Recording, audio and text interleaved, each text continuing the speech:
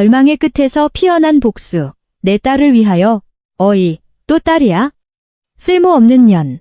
15시간에 걸친 목숨을 건 출산 직후 남편이 내 얼굴에 던진 것은 축하의 말이 아닌 이혼 서류였습니다. 대를 이을 아들도 낳지 못하는 엑스은 굴러들어온 돌일 뿐이라며 비웃는 시어머니.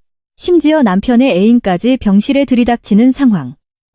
저의 8년간의 헌신은 무참히 짓밟혔습니다. 하지만 바로 그 순간이었습니다. 병실 문이 거세게 열리더니 대학병원장과 각 과의 교수들이 일제히 쏟아져 들어온 것입니다. 그들은 남편 일행을 밀쳐내고 침대에 누워있는 저를 향해 90도로 허리를 숙였습니다. 태산그룹 박태진 회장님의 유일한 손녀 박서연 이사장님께 경의를 표합니다. 그 말을 듣는 순간 남편과 시어머니의 얼굴에서 핏기가 사라지는 것이 보였습니다. 그렇습니다. 저는 그냥 고아가 아니었습니다. 대한민국 굴지의 재벌, 태산그룹의 유일한 후계자였던 것입니다. 지금부터 시작되는 것은 끝 모를 절망으로부터의 너무나도 통쾌한 복수극. 오만한 남편과 시어머니가 지옥을 맛보기까지의 모든 과정을 지켜봐 주십시오. 서울의 중심부에 우뚝 솟은 국내 최고의 시설을 자랑하는 태산대학병원. 그 분만실에는 차가운 소독약 냄새와 저의 가쁜 숨소리만이 가득했습니다. 산모님, 조금만 더요. 숨을 참으라는 조산사의 목소리가 멀게만 들립니다. 의식이 날아갈 듯한 격통 속에서 저는 이를 악물었습니다. 진통이 시작된 지 벌써 15시간이 지났습니다. 식은땀이 눈에 들어가 시야가 흐려집니다. 목은 바싹 마르고 손끝에 감각조차 없습니다. 아파. 이제 무리야. 흐려지는 의식 속에서 저는 남편 강훈에게 밤새도록 수없이 전화를 걸었던 것을 떠올렸습니다. 진통이 시작되었다고 떨리는 손가락으로 메시지를 보내도 읽음 표시조차 뜨지 않았습니다. 전화를 걸어도 무기질적인 통화음만 울려 퍼질 뿐이었습니다. 응애. 날카로운 울음소리가 정적을 갈랐습니다. 오후 3시가 넘어 제 몸에서 작은 생명이 마침내 세상 밖으로 나온 것입니다. 축하합니다. 건강한 공주님이에요. 간호사가 피와 양수에 젖은 아기를 제 가슴 위에 올려주었습니다. 따뜻하고 믿을 수 없을 만큼 무거운 생명의 무게. 저는 온몸에 힘이 빠져나가며 눈물이 뺨을 타고 흐르는 것을 느꼈습니다. 다행이다. 태어나줘서 고마워. 마취가 아직 남은 몽롱한 머리로 저는 딸의 작은 손가락을 만졌습니다. 이 아이를 위해 나는 버텨낸 것이다. 바로 그때였습니다. 분만실 문이 난폭하게 열렸습니다. 조용한 감동의 여운을 흙발로 짓밟는 듯한 무례한 소리. 들어온 것은 정장 차림의 남편, 강훈이었습니다. 그는 숨을 헐떡이지도 않은 채 한 손에는 고급 서류 가방을 들고 미간에 깊은 주름을 잡고 있었습니다. 그의 얼굴에는 아내를 걱정하는 다정함도 아버지가 되는 기쁨도 한 조각 떠오르지 않았습니다. 있는 것은 밤샘 근무라도 한 듯한 불쾌감뿐이었습니다. 저는 마른 입술을 떨어 목소리를 냈습니다. 당신, 와줬구나.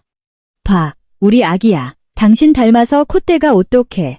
하지만 강훈은 침대로 다가오려 하지도 않았습니다. 입구에 선 채로 제 가슴에서 꼼지락거리는 작은 생명을 힐끗 보고는 어이없게도 코웃음을 쳤습니다. 쯧! 귀를 의심할 만큼 크고 명확한 혀 차는 소리. 뭐야, 또 딸이야? 강훈이 뱉어낸 말은 출산의 고통보다 더 깊고 날카롭게 제 심장을 꿰뚫었습니다. 네? 방금 뭐라고? 못 들었어? 딸이냐고 물었잖아. 실컷 기다리게 해놓고 나온 게 고작 딸이라니. 시간 낭비였네. 그는 마치 불량품이라도 보는 듯한 눈으로 저와 딸을 내려다보았습니다. 제 품 안에서 딸이 불안감을 느꼈는지 작게 몸을 뒤척였습니다. 어떻게 그런 말을 해? 목숨 걸고 낳았어. 당신 아이야. 내 아이? 정말 그럴까? 너 같은 근본도 없는 고아의 피가 섞였는데 제대로 된 게 나오겠어? 강훈은 더러운 것이라도 보는 양 시선을 돌리더니 가방에서 갈색 서류 봉투를 꺼냈습니다. 그리고 그것을 무심하게 제 가슴을 향해 던졌습니다. 툭! 서류 봉투가 제 가슴을 지나 딸의 베넷저골이 위로 미끄러져 떨어졌습니다. 안에서 몇 장의 서류가 쏟아져 나왔습니다. 거기에는 너무나도 잔혹한 글자가 적혀 있었습니다. 이혼 합의서. 심지어 강훈의 란에는 이미 서명과 인감이 찍혀 푸른색 인주가 선명하게 빛나고 있었습니다. 강훈 씨, 이게 무슨 장난이야? 떨리는 손으로 서류를 주워들며 저는 그를 올려다보았습니다. 강훈은 얼음처럼 차가운 눈으로 저를 내려다보며 입꼬리를 비틀어 말했습니다.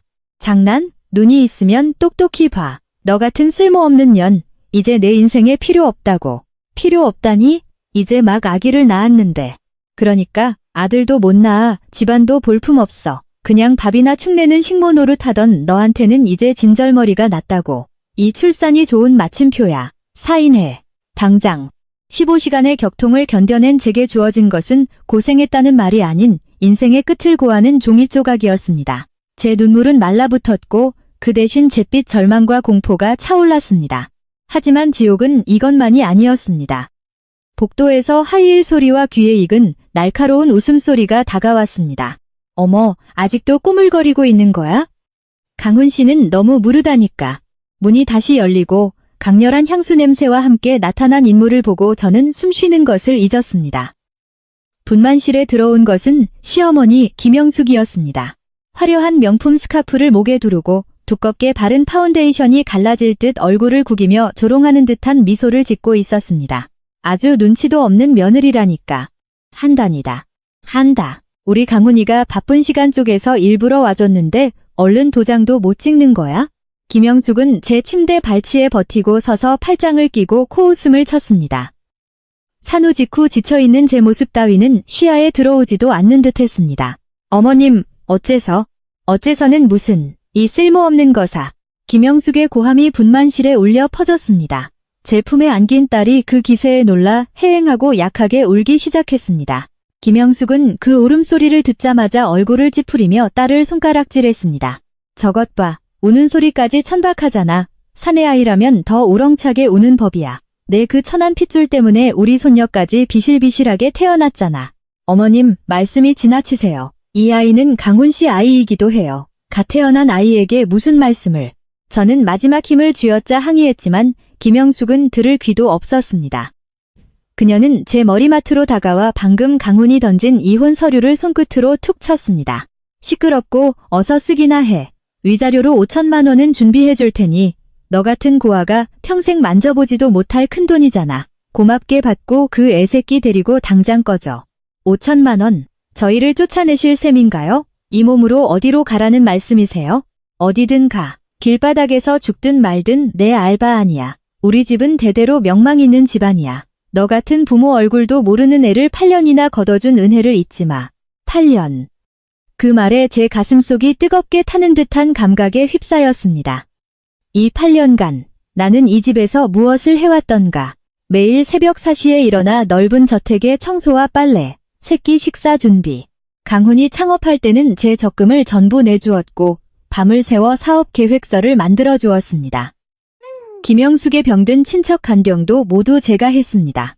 노예처럼 헌신하고 온갖 모욕을 견디면서도 언젠가는 가족이 될 수 있다고 믿어왔습니다.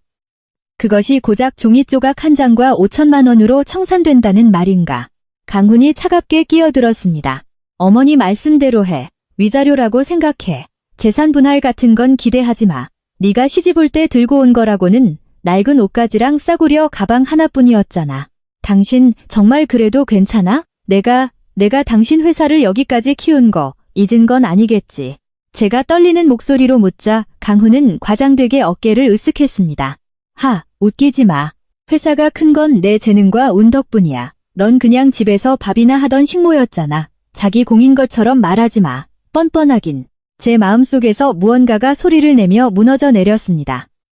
신뢰, 애정, 희망. 그것들이 모래처럼 손가락 사이로 흘러내려갔습니다. 이 남자는 사람이 아니다. 사람의 탈을 쓴 탐욕스러운 괴물일 뿐이다. 저는 입술을 깨물고 분한 눈물을 삼키면서도 그들을 노려보았습니다. 당신들 반드시 후회하게 될 거야. 후회? 누가? 우리가? 강훈과 김영숙은 얼굴을 마주보며 배를 잡고 웃기 시작했습니다. 캬하하, 들었어, 엄마? 얘가 자기가 뭐라도 되는 줄 아나 봐. 그러게 말이다. 개벌은 남 못 준다더니 미쳐도 곱게 미쳐야지. 바로 그때였습니다. 또다시 문이 열리고 달콤한 향수 냄새가 실내에 가득 찼습니다. 또각또각 경쾌한 하이힐 소리. 강훈 씨, 너무 늦잖아요. 저 기다리다 지쳤어요. 나타난 것은 몸에 딱 붙는 니트 원피스를 입은 젊은 여자. 화려한 화장, 명품 가방을 과시하듯 품에 안고 있었습니다. 유라, 강훈 회사 비서이자 소문으로만 듣던 그의 애인이었습니다. 그녀는 병실 상황을 보고도 전혀 동요하지 않고 오히려 즐기는 듯한 눈으로 저를 보았습니다. 그리고 강훈의 팔에 자신의 풍만한 가슴을 들이밀며 애교 섞인 목소리로 말했습니다. 아직 안 끝났어요? 여기 공기, 왠지 꿉꿉해서 싫은데. 빨리 맛있는 밥 먹으러 가요. 김영숙이 갑자기 표정을 바꾸고 고양이 같은 목소리로 유라에게 달려갔습니다. 어머머, 유라씨. 미안해요. 이런 더러운 곳까지 오게 해서. 몸은 괜찮고? 소중한 몸인데 무리하면 안 돼요. 김영숙은 제게는 단 한 번도 보여주지 않았던 자애가 넘치는 표정으로 유라의 손을 잡고 있었습니다. 그 너무나 다른 대우에 저는 할 말을 잃었습니다. 유라는 저를 힐끗 보더니 승리감에 찬 미소를 지으며 천천히 제게 다가왔습니다. 그리고 제 귓가에 독사처럼 차가운 목소리로 속삭였습니다. 처음 뵙네요, 아줌마. 안타깝게 됐네요. 그녀의 손이 자신의 아랫배를 사랑스럽다는 듯이 쓰다듬었습니다. 그곳에는 아직 눈에 띄지 않지만 분명한 팽만감이 존재했습니다. 제 뱃속에 강훈 씨 아들이 있어요. 진짜 백이 후계자 말이에요. 제 사고가 순간 정지했습니다. 유라의 새빨간 입술이 호선을 그리며 잔혹한 진실을 뱉어냈습니다. 못 들었어요? 아들이라고요? 아들. 강훈 씨가 그토록 기다리던 태상가는 아니지만 강씨 가문의 정당한 후계자 말이에요. 유라는 일부러 제 배 쪽으로 시선을 떨어뜨리며 킥킥 웃었습니다. 불쌍하기도 해라. 필사적으로 낳았는데 나온 게 딸이라니. 유통기한 지난 본처는 이제 쓸모없다는 거 알겠죠? 그 말에 온몸에 피가 역류하는 듯한 감각을 느꼈습니다. 분노로 손끝이 차가워지고 떨림이 멈추지 않았습니다. 침대 시트를 쥔 손에 힘이 들어가 관절이 하얗게 변했습니다. 당신 지금 자기가 무슨 말을 하는지 알고 있어? 남의 가정을 파탄내고 그것도 모자라가 태어난 아이 앞에서 부끄럽지도 않아? 제가 소리를 지르자 유라는 과장되게 어깨를 으쓱하며 강훈의 등 뒤로 숨는 신용을 했습니다. 야, 무서워. 강훈 씨, 이 여자 히스테리 부려요. 뱃속 아기한테 해코지하면 어떡해요?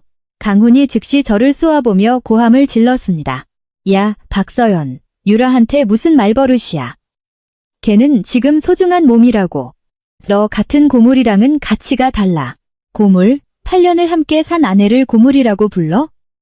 그래. 넌 그냥 밥이나 축내는 돈벌레였지만 유라는 달라.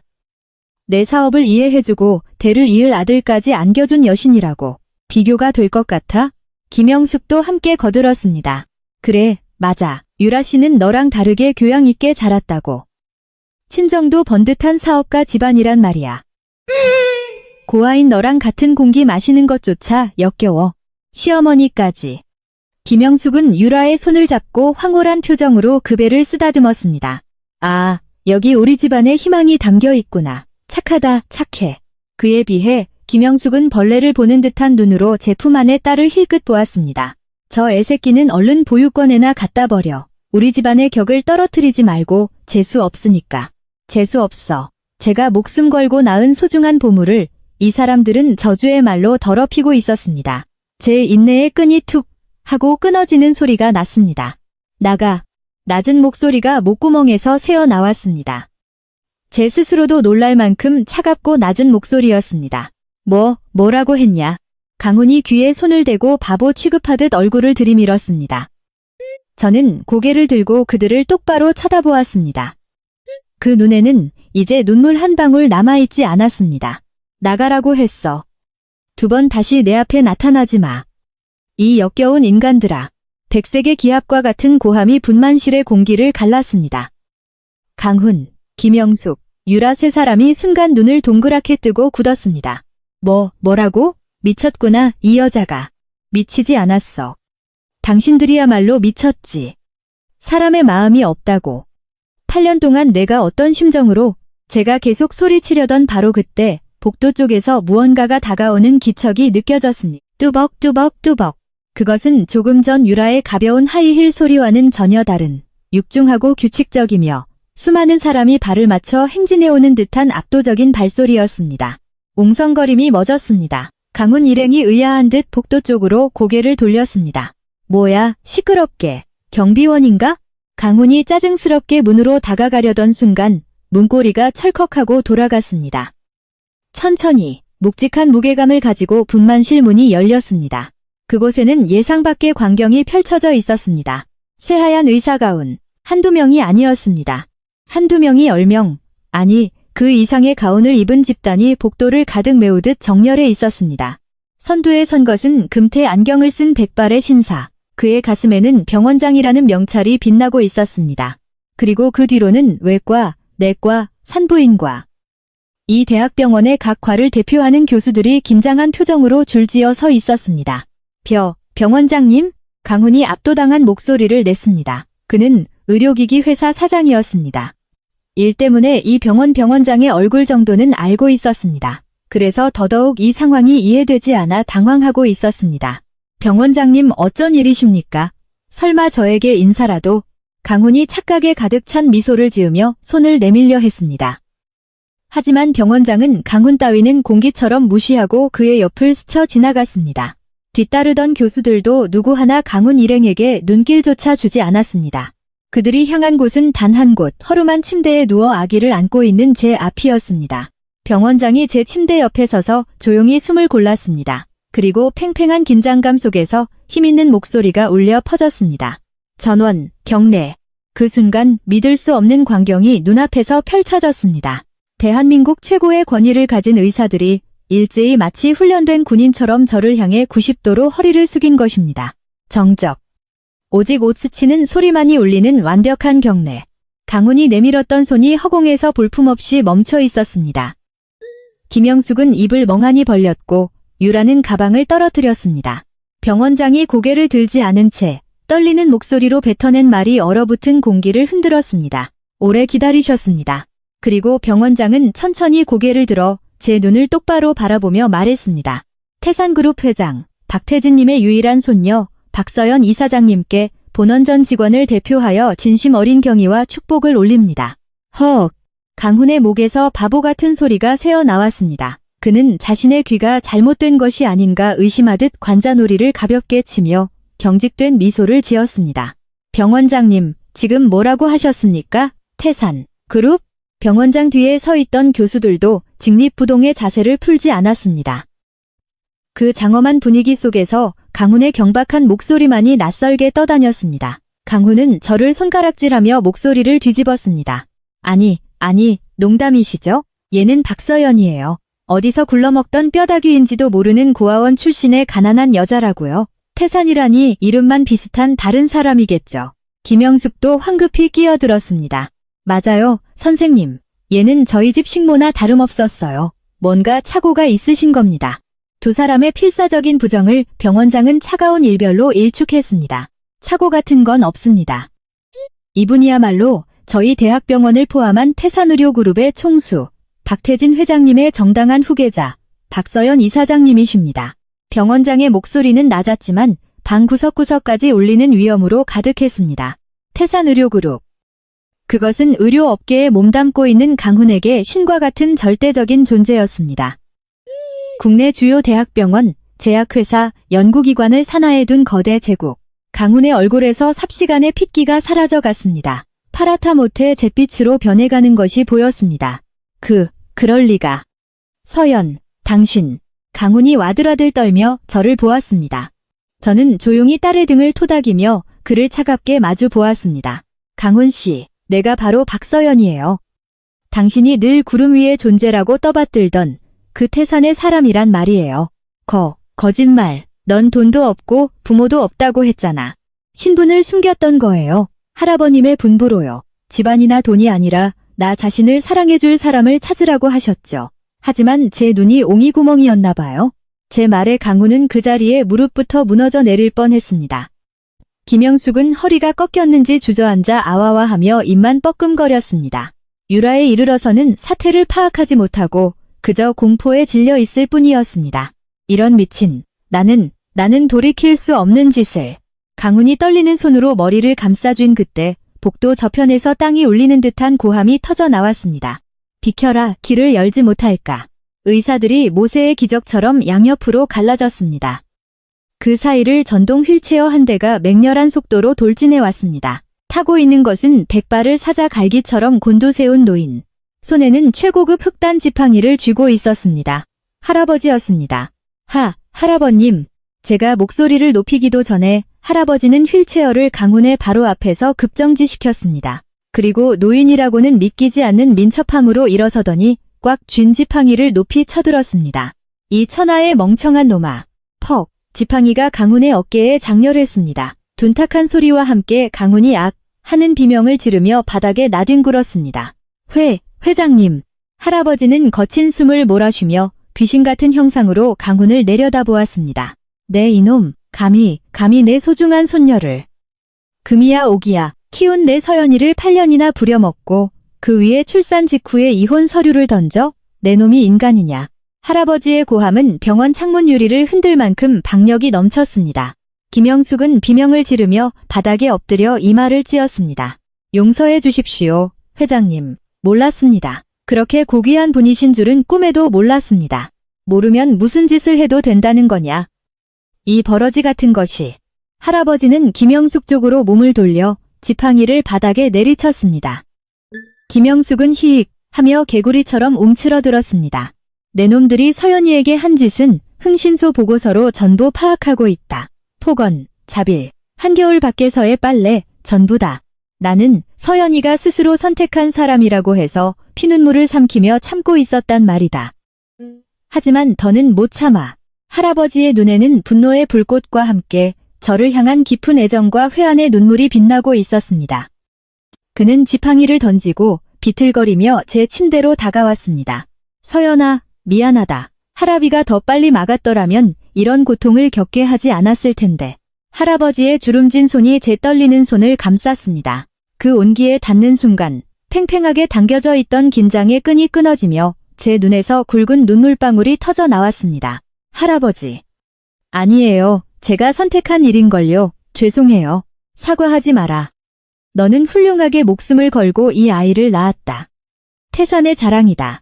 할아버지는 제 눈물을 닦아주고는 사랑스럽다는 듯이 증손녀인 제 딸의 얼굴을 들여다보았습니다. 오, 어찌 이리 사랑스러운고. 내 증손녀구나. 잘 왔다, 잘 왔어. 그 광경을 바닥에 엎드린 강훈 일행이 멍하니 올려다보고 있었습니다. 강훈이 떨리는 목소리로 마지막 발악처럼 중얼거렸습니다. 자, 잠깐만요, 회장님. 저희는 아직 부부입니다. 이건 그냥 부부 싸움일 뿐. 할아버지는 천천히 돌아보았습니다. 그 눈은 조금 전까지의 자애가 거짓말처럼 절대 영도의 냉철함을 품고 있었습니다. 부부싸움? 내 놈, 방금 이혼 서류를 던진 것을 잊었느냐. 할아버지는 턱짓으로 부하에게 지시했습니다. 저것 주어라. 체격 좋은 검은 양복의 경호원이 바닥에 떨어진 이혼 서류를 주어 할아버지에게 건넸습니다. 할아버지는 그것을 강훈의 눈앞에 들이밀었습니다. 여기에 내 놈 서명이 있구나. 좋다, 수리해주마. 네? 아닙니다. 그건. 다만 할아버지는 큰 소리로 말을 막았습니다. 그냥 헤어질 수 있을 거라 생각하지 마라. 이놈, 태산가를 능멸한 죄. 그 몸으로 톡톡히 치르게 해주마. 내 놈들의 회사, 재산, 사회적 지위, 전부 뿌리째 뽑아버릴 테니 각오해라. 끌어내. 이 더러운 것들을 내 시야에서 치워버려. 할아버지의 일갈의 경호원들이 일제히 움직였습니다. 강훈의 양팔이 뒤로 꺾이고 김영숙이 목덜미를 잡혀 끌려나갔습니다. 유라도 깍, 놔. 라고 소리치며 연행되어 갔습니다. 서연아, 얘기 좀 해. 얘기하면 알잖아. 내가 잘못했어. 다시 시작하자. 응, 서연아. 강훈의 처절한 절규가 멀어져 갔습니다. 저는 그 뒷모습을 차갑게 지켜보며 딸을 더욱 힘껏 껴안았습니다. 잘 가. 2번 다시 만날 일은 없을 거야. 분만실에 마침내 정적과 진정한 축복의 시간이 찾아왔습니다. 강훈 일행의 절규가 복도 저편으로 사라진 뒤 분만실에는 깊은 정적이 돌아왔습니다. 할아버지가 크게 숨을 내쉬며 어깨를 늘어뜨렸습니다. 소란스럽게 해서 미안하구나 서연아. 몸은 괜찮으냐? 네, 할아버지 덕분에 속이 다 시원해요. 저는 짐짓 강하게 미소 지었지만 몸은 정직했습니다. 긴장이 풀리자 온몸을 납덩이 같은 피로감이 덮쳤습니다. 그것을 본 병원장이 즉시 지시를 내렸습니다. 즉시 최상층 특별실, VVIP 병실로 옮기도록 하세요. 이사장님께는 안정이 필요합니다. 간호사들이 능숙하게 스트레처를 움직이기 시작했습니다. 저는 딸을 안은 채 일반 병동과는 격리된 호텔 스위트룸 같은 특별 병실로 옮겨졌습니다. 창밖으로는 서울의 야경이 한눈에 들어왔습니다. 눈아래 펼쳐진 도시의 불빛, 그 어딘가에서 지금쯤 강훈 일행은 지옥의 문턱에 서 있을 것입니다. 푹신한 침대에 누워 저는 할아버지에게 조용히 말했습니다. 할아버지, 부탁이 있어요. 무엇이냐, 뭐든지 말하거라. 이혼 절차 진행해주세요. 하지만 그냥 이혼하는 것만으로는 부족해요. 제 눈동자에 어둡고 차가운 불꽃이 어렸습니다. 그 사람들은 제 8년을 빼앗았어요. 제 존엄을 짓밟고 제 딸의 존재까지 부정했죠. 그러니 저도 빼앗을 거예요. 그들이 무엇보다 소중히 여기는 돈과 지위, 그 모든 것을요. 나도 그럴 생각이었다. 변호사는 이미 움직이고 있다. 아니요, 할아버지. 제가 할게요. 이건 제 싸움이니까요. 할아버지는 조금 놀란 듯 눈을 크게 떴지만 이내 만족스럽게 고개를 끄덕였습니다. 강해졌구나, 서연아. 태산의 피는 속일 수 없다는 건가? 좋다. 마음대로 하거라. 내 힘 전부를 너에게 맡기마. 감사합니다. 할아버지가 병실을 나가고 딸도 신생아실에 맡겨진 뒤 저는 홀로 창밖을 바라보았습니다. 유리에 비친 제 얼굴은 출산 직후의 초췌한 모습이었지만 그 눈빛은 이전의 저와는 다른 사람처럼 날카로웠습니다. 강훈, 김영숙, 그리고 유라, 각오해. 저는 눈을 감고 기억의 뚜껑을 열었습니다. 복수의 불꽃을 꺼트리지 않기 위해, 그 굴욕의 나날들을 일부러 선명하게 떠올리기 위해서. 8년 전, 아직 세상 물정 모르고 사랑을 꿈꾸던 어리석은 제가 강훈이라는 이름의 악마를 만나버렸던 그날의 일을, 시계바늘을 8년 전으로 되돌려보자. 당시 나는 대학 도서관 사설을 꿈꾸는 평범하고 눈에 띄지 않는 학생이었다. 태산그룹의 손녀라는 사실은 숨기고 부모님은 사고로 돌아가셨으며 장학금으로 생활하고 있다는 설정으로 지냈다. 강훈과의 만남은 대학 근처 카페에서였다. 내가 떨어뜨린 전공서적을 그가 주워준 것이 계기였다. 이거 학생 건가요? 와, 정말 열심히 공부하시네요. 상쾌한 미소, 부침성 있는 말투. 당시의 강훈은 지금의 권위적인 그와는 달리 꿈을 이야기하는 열정적인 청년으로 보였다. 저는요, 언젠가 제 의료기기 회사를 만들어서 대한민국의 의료 환경을 바꾸고 싶어요. 하지만 지금은 돈도 인맥도 없어서요. 그는 눈을 빛내며 그렇게 말했다. 나는 그 한결같은 모습에 끌렸다. 돈이나 집안이 아닌 순수한 꿈을 가진 그라면 나를 나 자신으로 봐주지 않을까 하고 믿어버렸던 것이다. 교제는 순조로웠다. 그는 늘 다정하게 저를 집까지 바래다 주었고 제가 싸준 소박한 도시락을 세상에서 제일 맛있다며 먹어주었다. 서연아, 나랑 결혼해주지 않을래? 내가 반드시 널 행복하게 해줄게. 너의 보금자리를 만들어줄게. 청혼의 말은 고독했던 내 마음에 깊이 스며들었다. 나는 눈물을 흘리며 고개를 끄덕였다. 하지만 그것은 모두 계산된 연기였다는 것을 지금이라면 안다. 그는 내가 태산의 손녀라는 것은 몰랐지만 내가 대학 수석 졸업자이며 경영학부에서 교수들에게도 인정받을 만큼의 사무 처리 능력과 기획력을 가졌다는 것을 알고 있었다. 이 여자는 쓸만해. 돈은 없어도 머리는 좋아. 공짜로 부릴 수 있는 유능한 비서가 생기는 셈이지. 그가 뒤에서 친구들에게 그렇게 떠벌리고 다녔다는 것을 알게 된 것은 결혼하고 한참 뒤의 일이었다. 그리고 악몽과 같았던 결혼 인사날, 나는 가장 좋은 원피스를 입고 긴장하며 강훈의 집을 찾았다. 현관 초인종을 누르자 나온 것은 김영숙이었다. 그녀는 나를 힐끗 보자마자 얼굴을 찌푸렸다. 뭐야, 그 초라한 옷은. 우리 집은 대대로 명망 있는 집안이야. 그런 차림으로 문턱을 넘으려고 하다니 뻔뻔함에도 정도가 있지. 아, 안녕하세요. 박서연이라고 합니다. 부모도 없는 고아라고? 우리 강훈이도 참 별나지. 뭐, 됐어. 일단 들어와. 하지만 김영숙은 현관 구석에 있던 소금 접시를 집어들더니 어이없게도 그것을 내 머리 위로 뿌렸다. 쏴! 하얀 소금이 머리카락과 어깨 위로 쏟아졌다. 나는 너무나도 황당한 상황에 비명조차 지르지 못하고 서 있었다. 부정을 털어내야지. 가난뱅이 귀신이 집에 들러붙으면 곤란하니까. 김영숙은 섬뜩하게 웃었다. 강훈은 그것을 말리기는커녕 곤란한 표정으로 엄마, 적당히 해라고 말했을 뿐이었다. 그것이 지옥 같은 결혼 생활의 시작이었다. 사랑이라는 환상에 사로잡힌 나는 그때 아직 도망친다는 선택지를 가지지 못했던 것이다. 결혼 생활이 시작되자 강훈과 김영숙의 태도는 날이 갈수록 노골적으로 변해갔다. 며느리로 맞아들여진 줄 알았던 나는 어느새 무료 가사도우미로 전락해 있었다. 신혼집은 강훈의 본가를 리모델링한 2세대 주택이었다. 하지만 주방이나 거실은 공유라기보다 김영숙의 성역이었고 나는 그곳에서 하녀처럼 움직여야만 했다. 야, 박서연, 아직이야? 내가 7시에는 나간다고 했잖아. 어머님 아침은 한식, 강훈 씨는 양식. 금방 차려드릴게요. 새벽 4시 기상은 기본. 두 사람의 입맛에 맞춰 각기 다른 아침 식사를 준비하고 빨래, 청소, 정원 손질까지 혼자 해냈다. 넓은 저택의 청소가 끝날 무렵이면 이미 저녁장을 볼 시간이었다. 그래도 나는 필사적이었다. 내가 열심히 하면 언젠가 인정받을 수 있을 거라고, 가족이 될 수 있을 거라고 믿었기 때문이다. 게다가 강훈의 창업 준비가 시작되면서 내 부담은 배가 되었다. 서연아, 이 자료 좀 정리해줘. 내일까지 부탁해. 네, 하지만 이건 전문적인 의료 데이터 분석이잖아요. 내일까지는 무리예요. 뭐야, 못하겠다는 거야?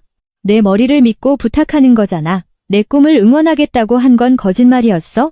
내 꿈. 그 말을 인질로 잡히면 나는 아무 말도 할 수 없었다. 집안일을 마친 깊은 밤, 수면 시간을 줄여가며 컴퓨터 앞에 앉는 나날. 복잡한 시장 조사, 경쟁사 분석, 사업계획서 작성. 강훈 회사의 근간이 된 자료는 모두 내가 만든 것이었다. 그 덕분에 강훈은 투자자로부터 융자를 받아내는데 성공했다. 그가 샴페인을 터뜨리며 축배를 들던 밤, 나는 과로로 쓰러질 것 같으면서도 한쪽 구석에서 미소 짓고 있었다. 해냈어. 이걸로 나도 사장이야. 봐, 이 완벽한 계획서. 투자자들이 혀를 내둘렀다고. 잘 됐네요, 강훈 씨. 제가 만든 자료가 도움이 됐군요. 아, 넌 그냥 타이핑만 했잖아. 아이디어는 전부 내가 냈어. 착각하지 마. 강훈은 차갑게 쏘아붙이고는 내게 등을 돌렸다. 나의 노력은 그의 재능이라는 허상의 일부로 덧칠해져 버린 것이다. 그러던 어느 날, 나는 몸의 변화를 느꼈다. 생리가 멎고 강렬한 입덧이 찾아왔다. 임신 테스트기에 떠오른 두 줄의 선을 보고 내 마음에 오랜만에 희망의 불씨가 피어올랐다. 우리 아기가 생기면 분명 달라질 거야. 그날 밤, 나는 강훈에게 임신 사실을 알렸다. 강훈 씨, 아기가 생겼어요. 강훈은 스마트폰에서 눈을 떼지 않고 건성으로 대답했다. 그래, 대를 이을 녀석은 필요했으니까 아들이면 좋겠네. 기쁘지 않아요? 바빠. 그래서 언제 태어나는데? 일에 방해되지 않게 해. 예상 밖의 냉담한 반응에 가슴이 아팠다. 그래도 김영숙에게 보고하면 손주의 탄생을 기뻐해줄지도 모른다. 그렇게 다음날 김영숙에게도 전했다. 하지만 김영숙의 반응은 더욱 잔혹했다. 임신? 귀찮게 됐네. 입덧이니 뭐니 하면서 집안일 빼먹을 생각은 아니겠지? 네? 그런 생각은 어리광 부리지 마. 옛날 여자들은 밭일하면서도 애 낳았어. 임신했다고 특별 대우받을 생각 마. 김영숙의 구박은 에스컬레이트했다. 무거운 쌀가마를 들게 하고 높은 곳 청소를 시키고 한겨울에 정원 잡초 뽑기까지 강요당했다. 그리고 운명의 그날이 찾아왔다.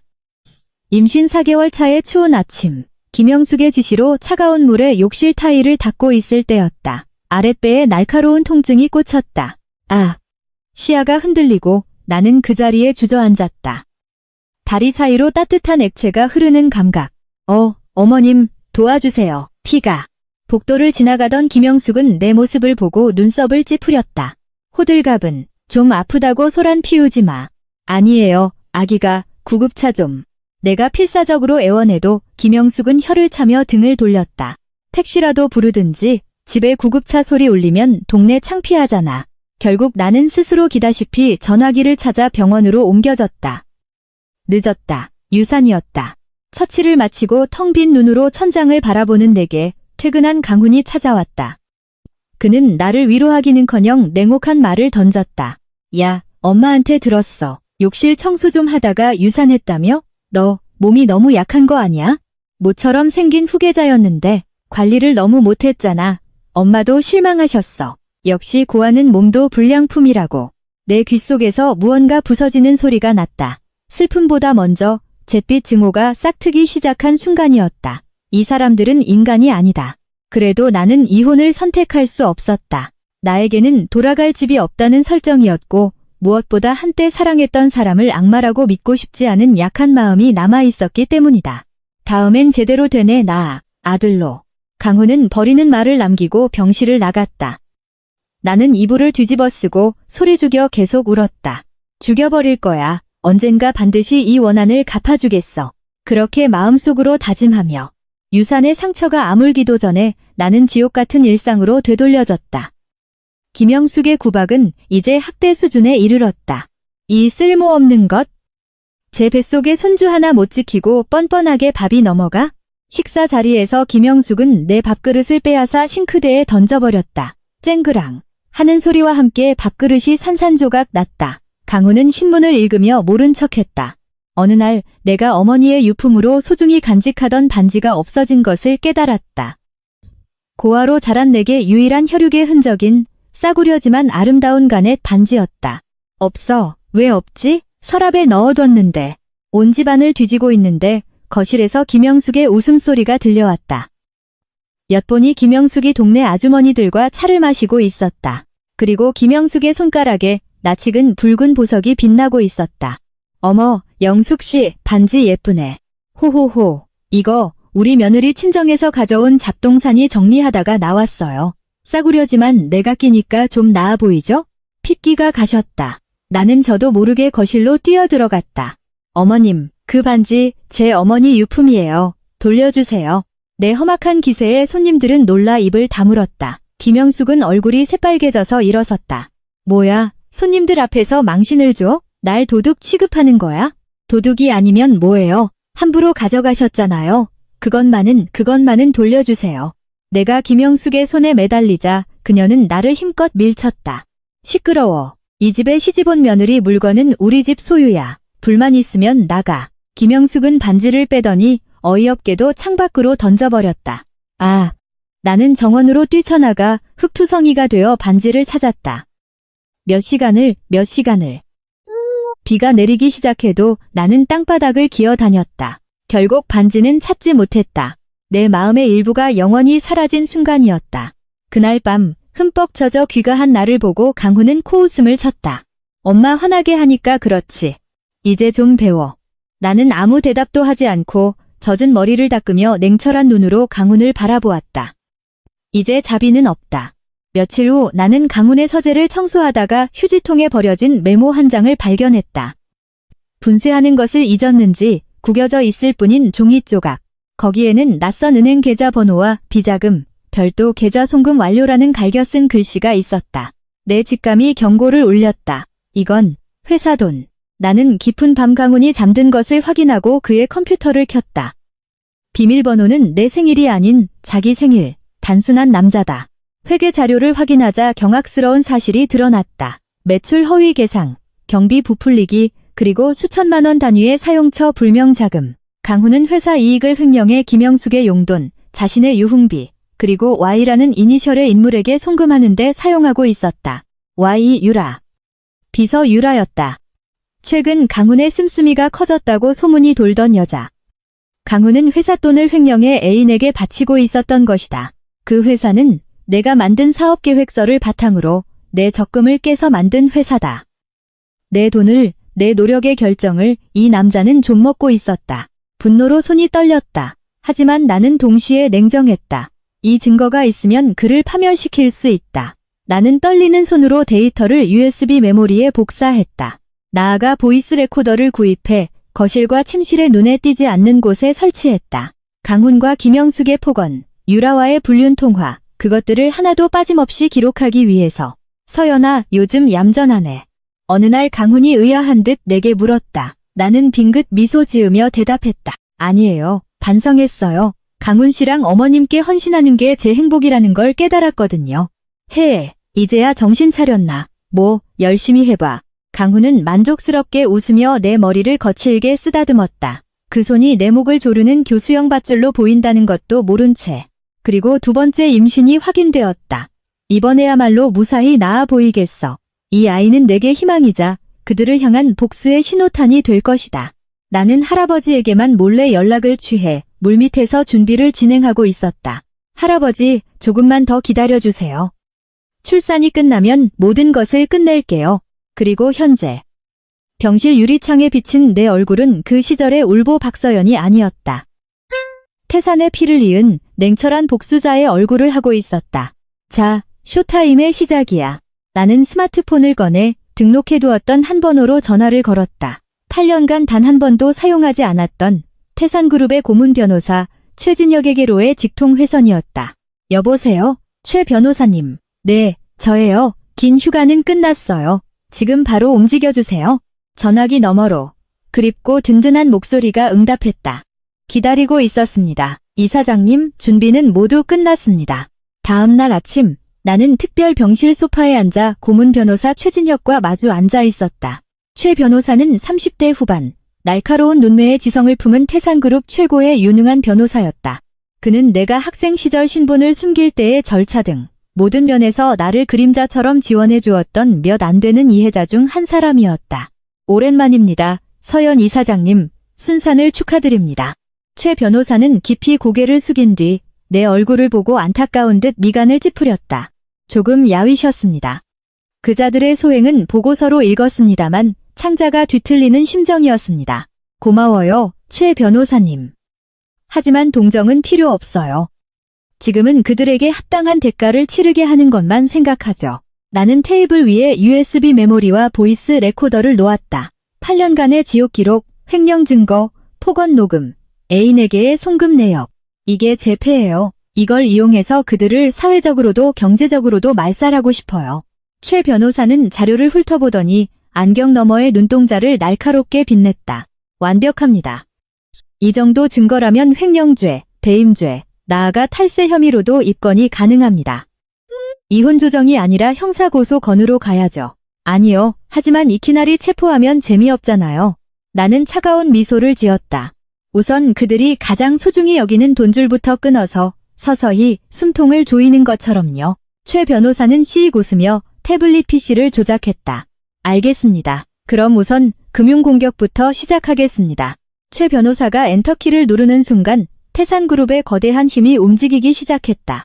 한편 그 시각 강훈의 회사 KH메디컬의 사장실에서는 강훈이 초조하게 다리를 떨고 있었다. 어제 병원에서 있었던 일이 악몽이길 바랐지만 현실은 비정했다. 젠장. 태산그룹 손녀라니 그 여자가 지금까지 날 속이고 있었던 건가? 강훈은 서연이 태산의 손녀라는 것을 알고도 아직 자신의 입장을 낙관하려 했다. 뭐, 괜찮아. 이혼 서류는 아직 수리되지 않았어. 내가 무릎 꿇고 빌면 나한테 홀딱 빠졌던 박서연이라면 용서해 줄지도 몰라. 그러면 나는 태산의 사위가 되는 거야. 인생 역전이잖아? 그런 달콤한 망상을 하고 있을 때였다. 비서가 새파랗게 질린 얼굴로 뛰어들어왔다. 사장님, 큰일 났습니다. 주거래 은행인 한국중앙은행에서 전화가. 뭐야, 추가 대출 건인가? 지금 바쁘다고 해. 아닙니다. 당좌 예금이 동결되었습니다. 결제가 안 됩니다. 뭐, 무슨 소리야. 강훈이 수화기를 낚아채자 전화기 너머에서 은행 지점장의 냉정한 목소리가 들려왔다. 계약 정보에 의거하여 귀사와의 모든 거래를 중지합니다. 대출 잔액 30억 원, 금일 중으로 일시 상환을 요청합니다. 뭐, 일시 상환 30억을? 갑자기 무슨. 더 이상의 논의는 무의미합니다. 그럼, 뚝뚝뚝. 일방적으로 전화가 끊겼다. 뭐야, 이게 어떻게 된 거야? 강훈이 머리를 감싸쥐고 있는데 이번에는 영업부장이 뛰어들어왔다. 사장님, 거래처인 대형 병원들에서 일제히 계약 취소 연락이 들어왔습니다. 납품한 기기도 전부 반품하겠다고 합니다. 미쳤어? 계약서가 있잖아. 그게 태산그룹의 블랙리스트에 오른 기업과는 거래할 수 없다고. 강훈은 그제야 사태의 심각성을 깨닫기 시작했다. 서연이다. 서연이 뒤에서 손을 쓴 것이다. 그 여자 진심으로 날 무너뜨릴 셈인가. 설상가상으로 안내 데스크 전화가 울려 퍼졌다. 이번에는 격리 담당이었다. 사장님, 로비에 국세청 분들이 오셨습니다. 압수수색 영장을 국세청이라고? 강훈은 의자에서 굴러떨어졌다. 문이 거칠게 열리고 날카로운 눈빛에 정장 차림 집단이 쏟아져 들어왔다. 선두의 남자가 경찰 수첩 같은 신분증을 내밀었다. 국세청 조사국입니다. 탈세 혐의로 강제조사에 착수합니다. 컴퓨터, 서류, 일절 손대지 마십시오. 자, 잠깐. 뭔가 착오가 있는 겁니다. 저는 결백합니다. 결백 여부는 저희가 조사합니다. 사장님, 당신 개인의 비자금 계좌에 대한 정보도 입수했습니다. 애인에게로의 부당 송금, 모친에게의 증여세 미신고, 전부 말입니다. 조사관의 말에 강훈은 허리가 꺾여 주저앉았다. 들켰다. 모든 것이 들켰다. 같은 시각, 시어머니 김영숙도 패닉에 빠져 있었다. 명품 부티크에서 쇼핑을 하려는데 신용카드가 전부 정지된 것이다. 고객님, 이 카드도 오류가 나는데요. 뭐야? 기계가 고장난 거 아니야?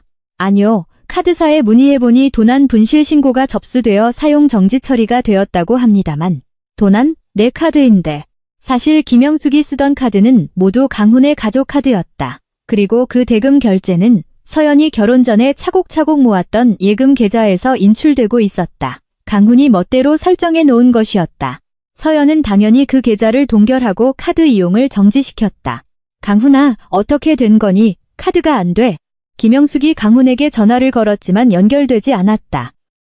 강훈의 스마트폰은 이미 국세청에 압수된 후였다. 아, 어떡하지? 어떡해.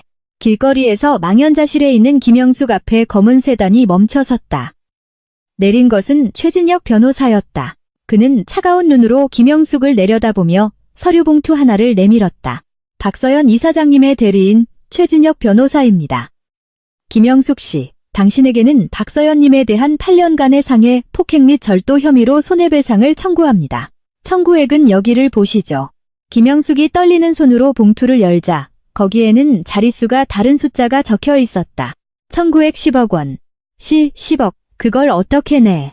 갚지 못하시면 현재 거주하시는 가옥 및 토지를 압류하겠습니다. 물론 퇴거 명령도 포함해서요. 최 변호사는 빙긋 웃었지만 눈은 웃고 있지 않았다. 각오해두시죠. 박서연님께서 베푸실 자비는 이제 바닥났으니까요. 강훈의 회사와 집이 풍비박산 나고 있을 무렵 애인 유라는 아무것도 모른 채 우아한 런치를 즐기고 있었다.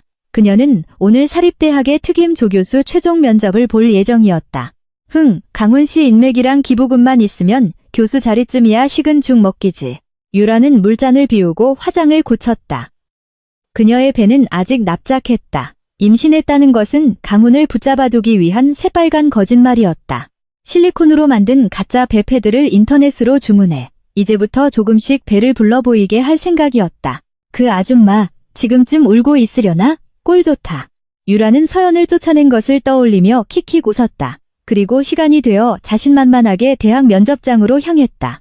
대학의 응접실, 육중한 문을 열자 그곳에는 3명의 면접관이 앉아 있었다. 중앙에 앉은 것은 이 대학의 이사장이었다. 그리고 그 옆에는 유라의 발이 멈췄다.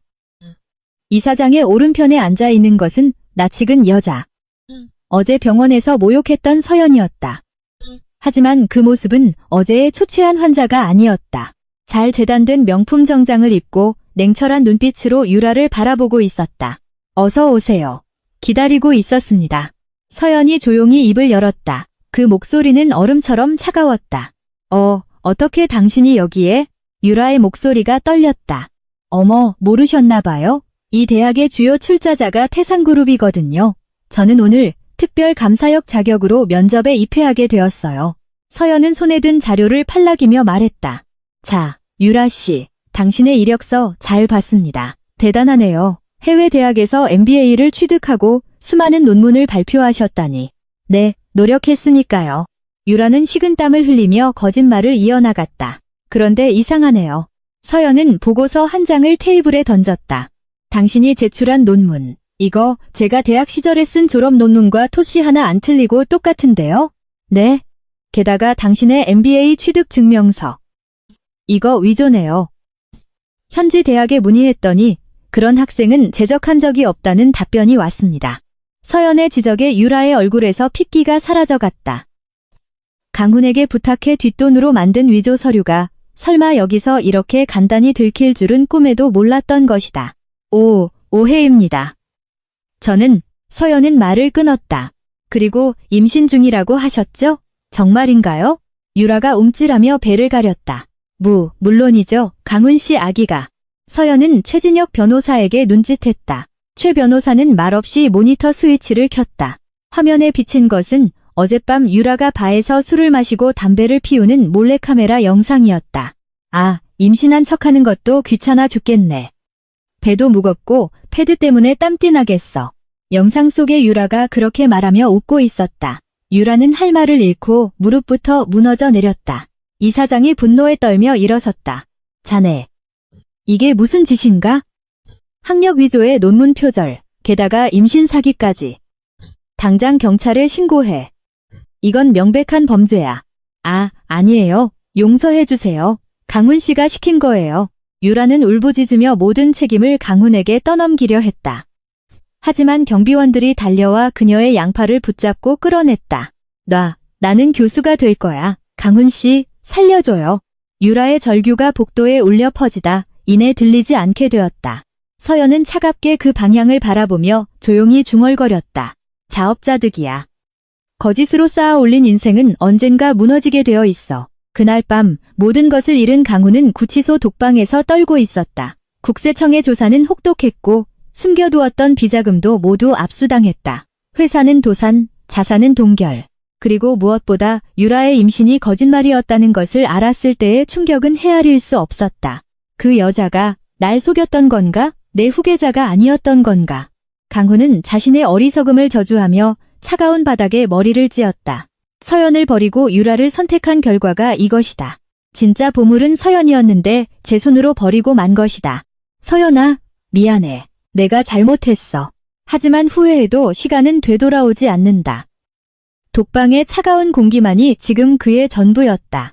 한편 시어머니 김영숙은 더욱 비참한 상황에 처해 있었다. 집이 압류되고 강제 퇴거 명령을 받은 것이다. 갈 곳도 없이 입고 있던 옷 그대로 쫓겨난 김영숙은 심야공원 벤치에 웅크리고 있었다. 추워, 배고파. 어제 이맘때는 따뜻한 집에서 하녀 같은 서연을 부리며 텔레비전을 보고 있었는데 단 하루 만에 천국에서 지옥으로 떨어진 것이다. 박서연, 그년, 감히 아직 서연을 원망할 기력은 남아 있었지만 굶주림과 추위가 그것을 압도했다. 지나가던 젊은이들이 김영숙을 보고 수군거리며 웃었다. 우와, 저 할머니 홈리스인가 봐. 더러워. 가까이 가지 마. 김영숙은 자존심이 갈기갈기 찢겨 눈물을 흘렸다. 그리고 어떤 결심을 했다. 그래. 병원에 가면 서연이를 만나면 무릎이라도 꿇고 용서를 빌자. 그 아이는 옛날부터 정이 많았어. 분명 도와줄 거야. 김영숙은 비틀거리며 일어나 서연이 있는 병원으로 걸어가기 시작했다. 그것이 더한 굴욕의 시작이라는 것도 모른 채 차가운 밤바람이 부는 가운데 시어머니 김영숙은 유령 같은 발걸음으로 대학병원 거대한 정문에 도착했다. 과거 그녀가 자랑스러운 모피코트를 걸치고 신분 낮은 며느리의 보호자로서 오만하게 걸었던 대리석 바닥. 지금은 흙으로 더러워진 신발과 기름진 머리, 그리고 며칠 씻지 않은 특유의 냄새를 풍기는 한 명의 노파로서 그곳에 서 있었다. 서연이는 어디 있느냐? 당장 내놓아라. 안내 데스크 직원이 심한 악취와 광기에 찬 김영숙의 모습에 얼굴을 찌푸렸다. 어르신, 곤란합니다. 여긴 안정이 필요한 곳입니다. 경비원을 부르겠습니다. 경비원? 내가 누군 줄 알고 나는 여기 제일 높은 분의 시어머니란 말이다. 서연아. 김영숙의 외침이 높은 천장에 공허하게 울려 퍼졌다. 그때 조용히 내려온 황금빛 엘리베이터에서 한 여성이 모습을 드러냈다. 잘 재단된 흰색 캐시미어 코트를 걸치고 가슴에는 태산가의 문장이 새겨진 브로치, 늠름한 자태, 그리고 무엇보다 사람을 압도하는 조용한 위엄을 뿜어내는 서연이었다. 서연아. 김영숙은 경비원의 손을 뿌리치고 서연의 발치로 슬라이딩하듯 쓰러졌다. 그리고 그 값비싼 가죽 구두를 더러운 손으로 필사적으로 붙잡았다. 서연아, 살려다오. 내가 다 잘못했다. 우리 강훈이도 구치소에서 울고 있어. 우리 가족이잖니, 응? 제발 부탁이다. 콘크리트처럼 차가운 바닥에 김영숙은 이마를 찧었다. 이른바 땅에 머리 밟기였다. 과거 서연이 욕실 청소를 하다 유산할 뻔했을 때 냉소를 지으며 내려다보던 그 시어머니가 지금 필사적으로 바닥을 핥고 있었다. 서연은 자신의 구두를 붙잡은 김영숙의 손을 마치 더러운 쓰레기를 보는 듯한 눈으로 내려다보았다. 가족? 어머님, 재미있는 농담을 하시네요. 서연의 목소리는 한 방울의 감정도 섞이지 않을 만큼 맑고 그리고 냉혹했다. 제 밥그릇을 깨뜨리고 어머니 유품을 시궁창에 버리고 심지어 한겨울 베란다에 저를 가둔 건 누구였더라요? 아, 그건 버릇을 가르치기 위해서였나요? 목숨 걸고 낳은 제게 이혼 서류를 던지고 불량품이라 부른 것도 버릇이었나요? 서연은 천천히 허리를 숙여 김영숙의 귓가에 속삭였다. 어머님이 제게 뿌렸던 소금의 감촉, 아직도 피부가 기억해요. 그때 제가 흘렸던 피눈물을 당신에게 맛보게 해주겠다고 결심했거든요. 히. 김영숙은 서연의 눈동자에 깃든 끈 모를 흑이를 보고 등골에 얼음이 밝히는 듯한 전율을 느꼈다. 눈앞에 있는 것은 과거 자신들의 말에 고분고분 따르던 마음 착한 서연이 아니었다. 자신들을 나락으로 떨어뜨리기 위해 지옥에서 돌아온 복수의 여신이었다. 자, 최 변호사님. 처리하세요. 서연의 신호의 그림자처럼 대기하고 있던 최진혁 변호사가 다가왔다. 그 뒤에는 진짜 경찰관 2명이 엄격한 표정으로 서 있었다. 김영숙 씨, 당신에게는 박서연님에 대한 상해죄, 감금죄 및 절도죄 혐의로 체포영장이 발부되었습니다. 얌전히 동행해 주시죠. 체포. 싫어. 나는 아무 짓도 안 했어. 서연아, 살려줘. 김영숙은 바닥을 긁으며 저항했지만 젊은 경찰관의 힘을 이길 수는 없었다. 수갑에 차가운 금소금이 울리고 그녀는 로비에서 끌려나갔다. 그 모습을 지켜보는 서연의 눈에는 한 조각의 자비도 그리고 후회도 없었다. 수고하셨습니다, 이사장님. 최 변호사가 조용히 서연의 어깨에 손을 얹었다. 서연은 심호흡을 하고 로비에 장식된 순백의 카사블랑카 꽃을 바라보았다. 아직 끝나지 않았어. 내일은 주주총회. 강훈의 마지막을 지켜봐 줘야지. 서연은 딸이 기다리는 특별병실로 돌아가기 위해 다시 엘리베이터에 올라탔다. 그 표정은 내일의 결전을 앞둔 검사처럼 날카롭게 벼려져 있었다. 한편 구치소 독방의 강훈은 내일 주주총회에서 한방 역전을 노리기 위한 계획을 극비리에 구한 변호사를 통해 진행하고 있었다. 태산의 힘을 얕보지 마라, 박서연. 나에게는 아직 비밀 파트너가 있어. 내일 널 그 높은 의자에서 끌어내려 주겠어. 강훈의 눈동자에는 광기 어린 집착이 깃들어 있었다. 곡수의 연쇄는 아직 가장 큰 고비를 남겨두고 있었다. 태산그룹 본사 대강당. 오늘은 그룹의 운명을 가를 긴급 주주총회의 날이다. 행사장은 수천 명의 주주와 몰려든 보도진의 열기로 폭발할 듯했다. 어이, 봤나? 강훈, 그 자식, 보석금을 쏟아부어서 나왔다더군. 태산의 손녀를 그렇게 학대했다니 10,000번 죽어 마땅해. 파도처럼 번지는 웅성거림 속에서 정면의 문이 열렸다. 나타난 것은 초췌해야 마땅할 강훈이었다. 하지만 그 발걸음은 기묘할 정도로 힘찼다. 그의 옆에는 냉철한 미소를 띤 기업 사냥꾼으로 악명 높은 투자자 오세진이 서 있었다. 강훈은 단상에 앉은 서연을 보란듯이 손가락질하며 큰 소리로 외쳤다. 여러분, 속지 마십시오. 이 여자 박서연은 정서가 불안정하여 경영 능력 따위는 전무합니다. 출산 직후에 불안정한 정신 상태로 제게 부당한 죄를 뒤집어 씌우고 회사를 사유화하려 하고 있습니다. 그녀야말로 그룹의 암적인 존재입니다. 강훈의 뻔뻔한 고함에 행사장 일부에서 동요가 일었다. 강훈은 오세진이 뒤에서 사들인 위임장을 내세워 이 자리에서 서연의 이사 해임을 통과시키고 자신이 정상에 복귀한다는 독으로 독을 제압하는 광기의 도박에 나선 것이었다. 서연은 그 소음을 봄바람이라도 맞는 듯이 흘려듣고 있었다. 그녀는 천천히 마이크 앞에 서서 늠름한 목소리를 울렸다. 남길 말은 그게 전부인가요, 강훈 씨? 뭐라고? 당신이 오늘 이 자리에 나타날 줄 알았습니다. 그리고 당신이 옆에 있는 오세진 씨와 어떻게 돈을 횡령하고 태산그룹을 해체해서 해외로 도망칠지 논의했던 것도 전부 말이죠. 서연이 리모컨 스위치를 누르자 등 뒤에 거대한 스크린에 영상이 비쳤다. 그것은 구치소에서 잠시 보석으로 풀려난 강훈이 어젯밤 오세진과 나눈 밀담 기록이었다. 하하, 그 여자만 처리하면 태산의 자산은 우리 거야. 애새끼는 아무래도 상관없어. 아무 보육원에나 던져버리고 평생 그늘에서 울게 만들면 돼. 강훈의 추악한 웃음소리가 스피커를 통해 행사장 구석구석까지 파고들었다. 그 순간 행사장은 물을 뿌린 듯한 정적에 휩싸였고 다음 순간 지옥 같은 고함이 강훈을 덮쳤다. 인간도 아니야. 부끄러운 줄 알아라. 딸 목숨을 뭐라고 생각하는 거야. 아니야. 이건 조작이야. AI로 만든 가짜 영상이라고. 강훈은 거품을 물고 외쳤지만 이제 누구도 귀 기울이지 않았다. 서연은 더욱 추격의 고삐를 늦추지 않았다. 한 가지 더 여러분께 보여드리고 싶은 게 있습니다. 스크린이 바뀌고 거기에는 강훈의 애인 유라와의 노골적인 대화, 그리고 시어머니 김영숙이 서연의 유산을 비웃는 음성 기록이 흘러나왔다. 행 사장은 분노를 넘어 깊은 경멸의 냉기에 휩싸였다. 강훈 씨, 당신이 믿었던 오세진 씨는 사실 일주일 전부터 제 할아버님 박태진 회장의 휘하에 들어왔습니다. 그가 모은 위임장은 모두 저를 지지하기 위한 것이고요. 뭐라고? 강훈이 옆에 오세진을 돌아보자 오세진은 코웃음을 치며 강훈을 밀어냈다. 미안하게 됐네, 강훈. 지는 말에 돈 걸 만큼 내가 인정이 많지는 않아서 태산의 압도적인 자본력에는 누구도 이길 수 없지. 강훈은 실이 끊어진 마리오네트처럼 그 자리에 주저앉았다.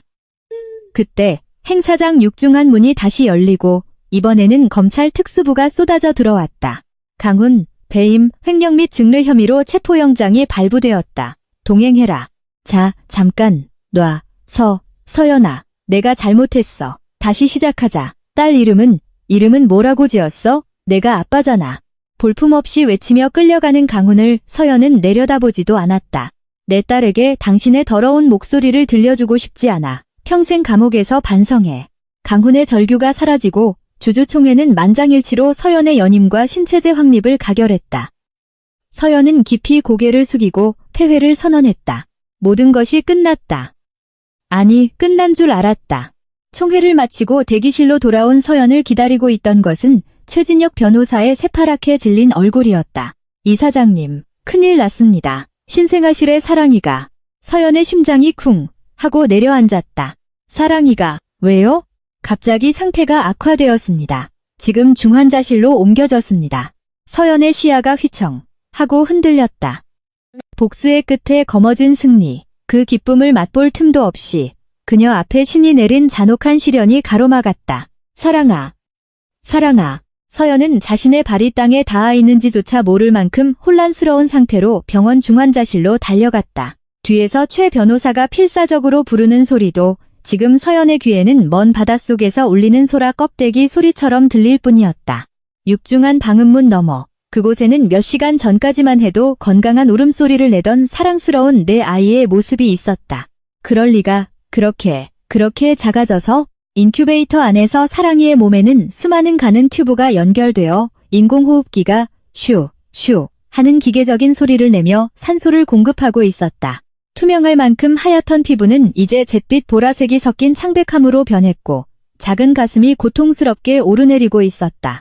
이사장님, 진정하고 들으십시오. 병원 소아과장인 이정훈 교수가 침통한 표정으로 서연 앞에 섰다. 그는 이 병원에서도 몇 안 되는 태산가의 사정을 아는 중신이었다. 검사 결과 사랑이는 극히 희귀한 유전성 면역 결핍증을 앓고 있습니다. 이것은 부계 혈통의 특유한 염색체 이상이 원인으로 발생하는 병입니다. 이대로 두면 일주일도 버티지 못합니다. 그런 거짓말이야. 그런 남자의 피가 이렇게 잔혹한 형태로 사랑이를 괴롭히다니. 서연은 투명한 벽 너머로 사랑이의 손끝을 바라보며 무릎부터 무너져 내렸다. 자신의 복수극에 정신이 팔린 사이 보이지 않는 악마가 딸의 생명을 갉아먹고 있었다.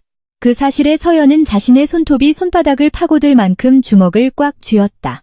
치료법은 있는 거죠? 전 세계의 명의를 부르고 돈이라면 얼마든지 내겠어요. 있습니다. 하지만 돈의 문제가 아닙니다. 사랑이의 목숨을 구하려면 조혈모세포 이식이 필수적입니다. 그것도 극히 적합률이 높은 혈연, 즉 생물학적 아버지인 강훈의 골수가 필요합니다. 서연의 시야가 새하얗게 변했다. 하늘을 우러러 소리 없이 외쳤다. 왜 신은 이토록 잔혹한 장난을 치시는가? 자신이 지옥으로 떨어뜨린 남자에게 딸의 목숨을 구걸해야만 한다. 그것은 죽음보다 더한 굴욕이었다. 다음 날 서연은 구치소의 차가운 면회실 의자에 앉아 있었다. 아크릴판 너머로 나타난 강훈은 보석이 취소되어 다시 수인복을 입고 있었지만 그 입가에는 과거의 오만한 미소가 돌아와 있었다. 서연아, 사랑하는 우리 딸, 상태는 어때? 중환자실에서 고생한다며? 강훈 씨, 부탁이야. 사랑이를 살려줘. 당신 골수가 필요해. 아버지로서 마지막 부탁을 할게. 서연은 자존심도, 분노도 모든 것을 버리고 머리를 숙였다. 아크릴판의 이마가 닿을 만큼 깊고 깊게. 하하하, 꼴 좋다. 태산의 힘도 병 앞에서는 소용없구나. 강훈은 아크릴판을 주먹으로 치며 미친 듯이 웃어댔다. 날 시궁창에 처박은 네가 나한테 무릎을 꿇다니 최고의 기분이야. 살리고 싶으면 조건이 있어. 강훈은 뱀처럼 차가운 눈으로 서연을 꿰뚫었다. 첫째, 나에 대한 모든 고소를 취하해. 그리고 보석을 주선해. 셋째, 태산그룹 자산에서 200억 원을 내 해외 계좌로 송금해. 이게 그 애새끼 목숨값이야. 당신, 자기 딸 목숨을 돈과 자유의 도구로 삼는 거야? 딸? 웃기지 마. 날 이런 곳에 쳐넣은 여자 자식이잖아. 죽든 살든 내 알바 아니야. 하지만 내가 자유로워지기 위한 티켓이라면 최대한 이용해줘야지. 강훈의 말에는 한 조각의 인간성도 부성애도 없었다. 있는 것은 벌거벗은 탐욕과 서연을 향한 복수심뿐이었다. 하룻밤만 시간을 줘. 좋아. 하지만 사랑이의 수명은 시시각각 줄어들고 있다는 걸 명심해. 아주 애가 타겠구나. 면회실을 나온 서연은 눈이 내리기 시작한 밤거리를 목적 없이 헤맸다. 최 변호사가 우산을 내밀려 했지만 서연은 그것을 거부했다. 최 변호사님, 저 어떡하면 좋죠? 저런 남자를 세상에 풀어주면 또 누군가가 희생될 거예요. 하지만 사랑이를 죽게 내버려 둘 수는 없어요. 이사장님, 이걸 보십시오. 최 변호사는 주머니에서 낡은 편지 한 통을 꺼냈다. 그것은 서연의 할아버지이자 지금은 병상에 누워있는 박태진 회장이 만일의 사태를 위해 최 변호사에게 맡겨둔 것이었다. 서연이에게 절망이 찾아왔을 때 이곳을 찾아가거라. 태산에 부는 약탈을 위해서가 아니라 기적을 일으키기 위해 있는 것이다. 편지에는 독일 프랑크푸르트에 있는 최첨단 의료연구소의 연락처가 적혀 있었다. 이것은 회장님께서는 과거 강훈의 가게를 조사했을 때 이 유전병의 가능성을 예견하셨습니다. 그리고 10년 전부터 극비리의 한 프로젝트에 출자하고 계셨습니다. 그것은 기증자에 의존하지 않고 자기 자신의 세포로부터 면역을 만들어내는 서연의 눈동자에 꺼져가던 빛이 다시 깃들었다. 그것은 강훈이라는 이름의 주박으로부터 딸을 그리고 자기 자신을 영원히 해방시키기 위한 마지막 희망의 이정표였다. 병원의 복도를 지배하는 것은 무거운 정적과 코를 찌르는 소독약 냄새, 그리고 죽음의 카운트다운을 새기는 듯한 삑삑하는 규칙적인 전자음이었다. 서연은 중환자실 유리창에 이마를 대고 있었다. 차가운 유리의 감촉이 초조함으로 타들어가는 머리를 겨우 현실에 붙들어 매고 있었다. 창문 너머에서는 사랑이의 작은 몸이 수많은 기계의 의지에 살아가고 있었다. 며칠 전까지의 생기 넘치던 피부의 빛은 사라지고 마치 빛바랜 인형처럼 고요했다. 이사장님, 강훈 측 변호사가 도착했습니다. 최 변호사의 낮은 목소리가 등 뒤에서 울렸다. 서연은 무거운 몸을 이끌고 응접실로 향했다.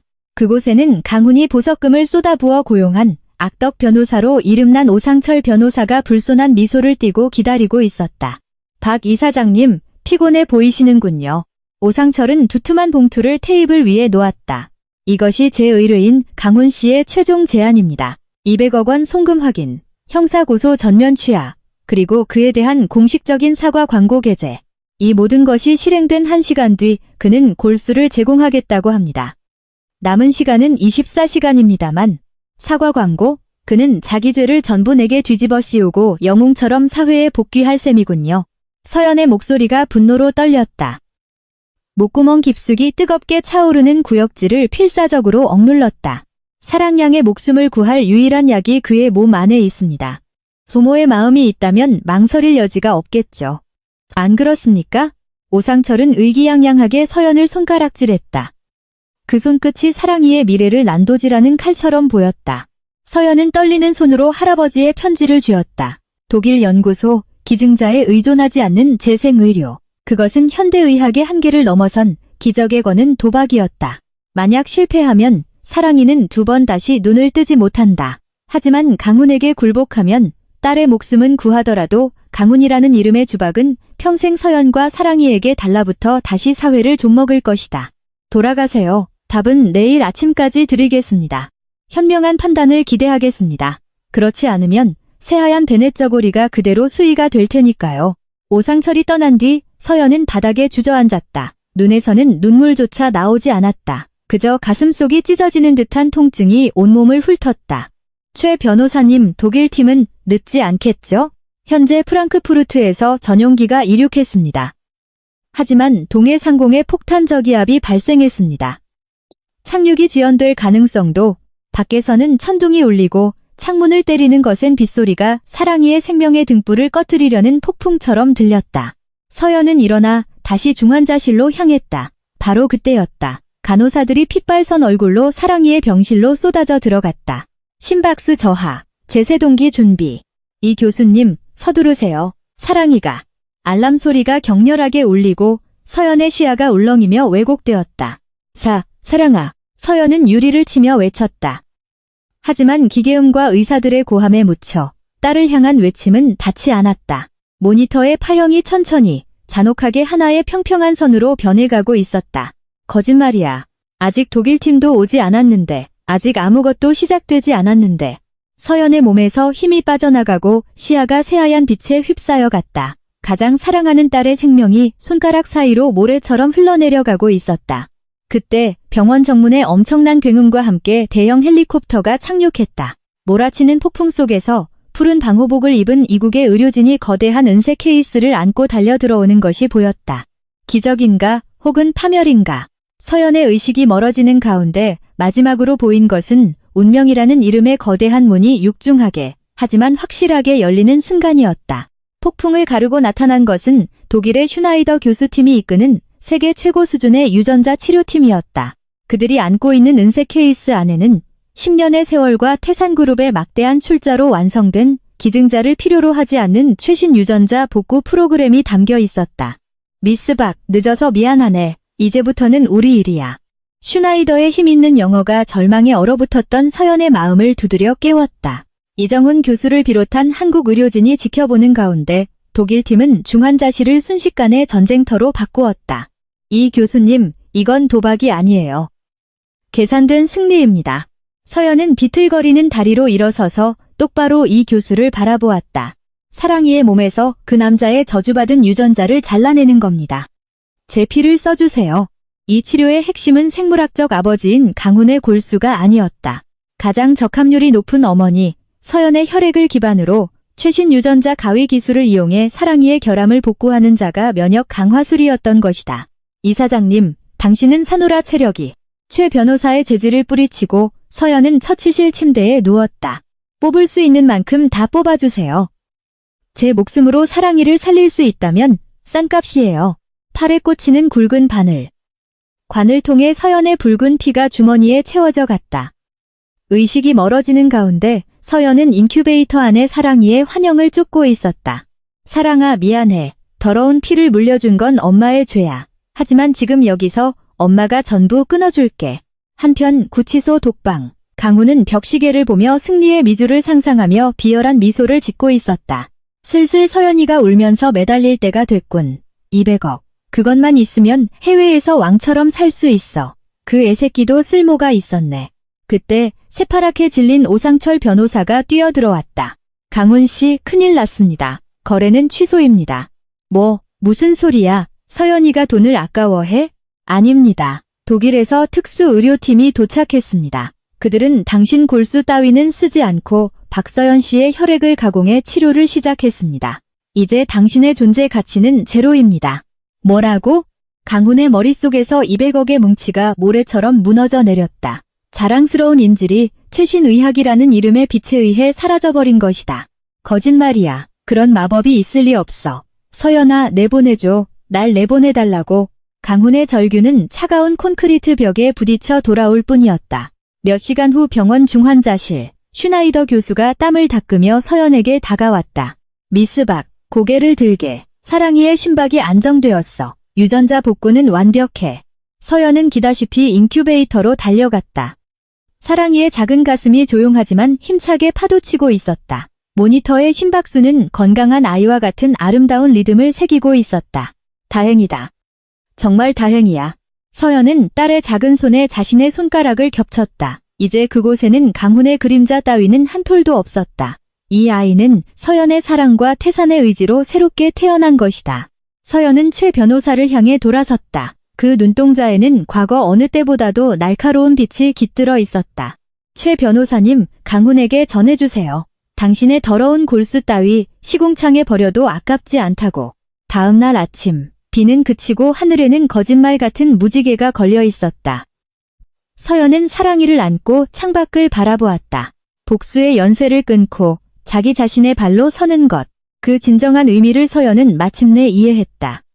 하지만 이야기에는 아직 마지막으로 치워야 할 불씨가 남아있었다. 지옥에 떨어진 강훈, 정신을 잃은 유라, 그리고 고독한 시어머니. 그들의 그 후의 지옥을 서연은 냉철하게 지켜볼 결심을 굳혔다. 1년 후, 태산그룹이 소유한 광활한 정원은 연분홍 벚꽃잎으로 가득했다. 아빠, 아니, 변호사님. 아장아장 걷기 시작한 사랑이가 잔디 위를 구르듯 최진혁 변호사를 향해 달려갔다. 그는 과거의 냉철한 변호사 얼굴은 어디론가 던져버린 듯 녹아내릴 듯한 미소로 그녀를 안아 올렸다. 우리 사랑이 오늘도 기운 넘치네. 이사장님, 이제 슬슬 시간이 되었습니다. 서연은 거울 앞에서 마지막 매무새를 다듬고 발코니로 나섰다. 지금 그녀의 눈동자에는 과거의 절망도, 복수의 불꽃도 남아있지 않았다. 그저 깊은 호수처럼 고요하고 힘있는 의지만이 깃들어 있었다. 서연이 가장 먼저 향한 곳은 과거 강훈과 김영숙에게 학대받았던 그 저택의 터였다. 학대받아. 지금 그곳에는 거대한 태산박서연 쉼터가 서 있었다. 의지할 곳 없는 미혼모나 부당한 대우에 고통받는 여성들이 안심하고 새로운 생명을 키울 수 있는 시설이었다. 이사장님, 감사합니다. 시설을 방문하자 많은 여성이 서연에게 달려왔다. 서연은 한 사람 한 사람의 손을 잡고 미소 지었다. 이제 괜찮아요. 당신은 혼자가 아니에요. 시설을 나선 서연은 그 길로 교도소 면회실을 찾았다. 이것이 마지막이라고 결심했다. 아크릴판 너머로 나타난 강훈은 과거의 오만한 모습은 온데간데 없었다. 머리는 삭발하고 뺨은 움푹 패고 눈은 공허하게 흔들리고 있었다. 그는 서연의 모습을 보자마자 유리에 이마를 문질렀다. 서연아, 살려줘. 여긴 지옥이야. 매일 다른 죄수들한테 괴롭힘 당하고 화장실 청소만 해. 빚쟁이들도 교도소 밖에서 기다리고 있다는 소문도 들었어. 30억 하. 30억이면 돼. 태산 돈이면 껌값이잖아. 강훈은 보석금도 다 쓰고 회사가 숨겨두었던 300억 원의 부채를 혼자 짊어져 평생 갚을 수 없는 늪에 빠져 있었다. 서연은 감정을 일절 배제한 목소리로 말했다. 강훈 씨, 사랑이의 호적에서 당신의 이름은 완전히 지웠어요. 그녀의 몸에서도 최신 기술로 그 저주받은 유전자를 제거했고요. 당신은 사랑이에게 죽은 사람 이하의 존재예요. 그럴 수가, 나는 아빠야. 피가 이어져 있다고. 아니요, 피는 그저 액체일 뿐이에요. 사랑이에게 이어진 것은 나의 사랑과 태산의 긍지뿐이죠. 잘 가요. 2번 다시 내 이름을 부르지 마세요. 서연이 자리에서 일어서자 강훈은 발광하듯 아크릴판을 치며 절규했다. 하지만 그 목소리는 두꺼운 벽에 막혀 서연의 귀에 2번 다시 닿지 않았다. 유라는 학력 위조와 논문 표절로 인한 손해배상, 그리고 임신 사기로 인한 위자료 청구로 완전히 파산하고 지금은 정신을 잃어 폐쇄 병동구석에 있었다. 나는 태산의 며느리예요. 보세요, 이 반지 예쁘죠? 그녀는 은박지를 둥글게 말아 만든 가짜 반지를 사랑스럽게 바라보며 하루 종일 허공을 향해 미소 짓고 있었다. 김영숙은 중증 치매에 걸려 돌봐줄 사람 하나 없이 외딴 요양원에 있었다. 서연아, 목마르구나. 차 좀 내오너라. 그녀는 과거 자신이 노예처럼 부렸던 서연의 이름을 지금은 유일한 구원처럼 부르고 있었다. 하지만 그녀가 서연에게 뿌렸던 소금의 저주 때문일까? 그 부름에 답하는 이는 아무도 없었다. 해질녘, 서연은 최진혁 변호사와 사랑이와 함께 바다가 보이는 언덕에 서 있었다. 이사장님, 아니, 서연씨, 앞으로의 태산, 그리고 사랑이의 미래를 평생 옆에서 지키게 해주십시오. 최 변호사가 내민 것은 그날 김영숙이 시궁창에 던졌던 어머니의 유품 반지와 닮은, 하지만 그 어떤 보석보다도 아름답게 빛나는 가넷 반지였다. 긴 휴가는 끝났다고 했잖아요. 서연은 최 변호사의 눈을 바라보며 조용히 손을 포겠다. 앞으로도 저의 방패이자 최고의 이해자로 있어주세요. 진혁 씨. 아빠, 엄마. 사랑이가 웃으며 두 사람 사이를 달려나갔다. 서연은 하늘을 올려다보았다. 그날 분만실에서 이혼 서류를 받았을 때 세상은 끝났다고 생각했다. 하지만 지금이라면 안다. 그것은 진짜 인생을 시작하기 위한 첫 울음소리였다는 것을. 진정한 강함이란 상대를 쓰러뜨리는 것이 아니다. 소중한 사람을 자기 자신의 힘으로 지켜내는 것이다. 서연은 사랑이를 안아올리고 만개한 벚꽃 아래를 걸어나갔다. 그녀의 등 뒤에는 이제 망설임이 없었다. 태산의 긍지와 어머니로서의 사랑. 그 두 개의 날개를 펼치고 서연은 어디까지고 높고 자유로운 하늘로 날아올랐다. 이야기는 여기서 끝입니다. 절망의 벼랑 끝에서 일어나 스스로의 운명을 개척한 서연. 그녀가 손에 넣은 것은 재산이나 지위가 아닌 자기 자신을 사랑하고 타인을 지키는 진정한 강함이었습니다. 지금 무언가에 고통받고 있는 당신에게 밤은 반드시 밝아옵니다. 그리고 당신이 흘린 눈물은 언젠가 당신을 아름답게 피워낼 비가 될 것입니다. 끝까지 시청해주셔서 진심으로 감사합니다. 만약 이 이야기가 당신의 마음에 닿았다면 잘했다, 서연아 라고 댓글을 남겨주시면 기쁘겠습니다. 다음 이야기에서 또 만나요.